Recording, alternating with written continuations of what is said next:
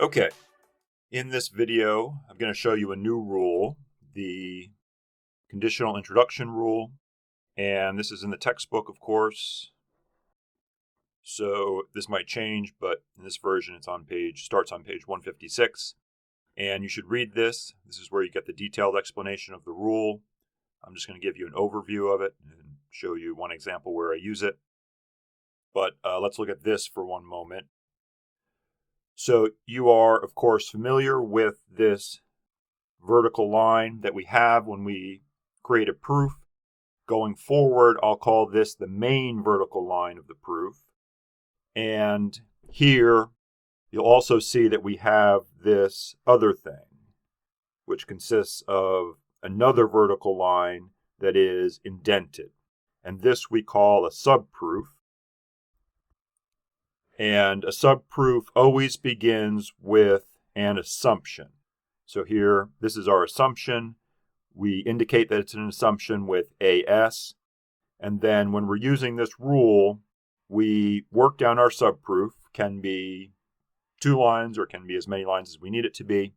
Then when we're finished, we can put our conditional back against the main line of the proof. Okay, and you'll notice that when we do this, the assumption is what ends up going before the arrow. That is, the assumption is the antecedent of our conditional, and whatever we have on the last line of the subproof goes after the arrow. That is, it's the consequent of our conditional.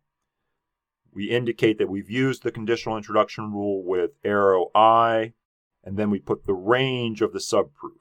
So whatever line the assumption is on, and whatever the last line of the subproof is, can be as many or as few lines as it needs to be. So those 2 line numbers separated by a dash. Okay, back to here. So here we have an argument. We just have the one premise, Q and R in parentheses, or P, and our conclusion is if not P, then R. Okay, so we want to end up with this conditional, but as you can see, we don't have a conditional anywhere in our premise, so we have to create one. We have to use this conditional introduction rule. So after we've written the premise, we need to start a subproof and make an assumption. Okay, since we want to have not P as the antecedent of our conditional, that will be our assumption.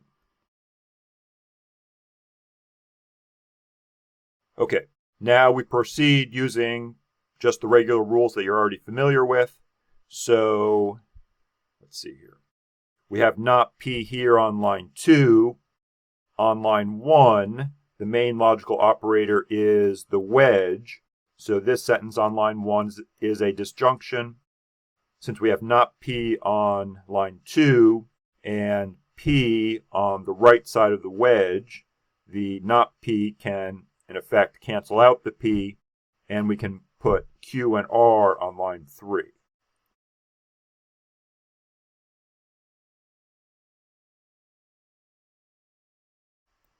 That's disjunction elimination. Then on line 4, we want to put R, and that's conjunction elimination. Okay, and again, we want the R here because we know that we want to have the R as the consequent in our conditional. So we need to have it on the last line of our subproof. So now that we have it here on line 4, we know that we're done with the subproof. So on line 5, not in the subproof, back here against the main line of the proof, we can put not P, that is our assumption, arrow, and then R, what we have here on the last line of the subproof. Our rule is arrow introduction, arrow I, and again we put the range for the subproof, so 2 through 4. Okay, and we're done. That's the conditional introduction rule.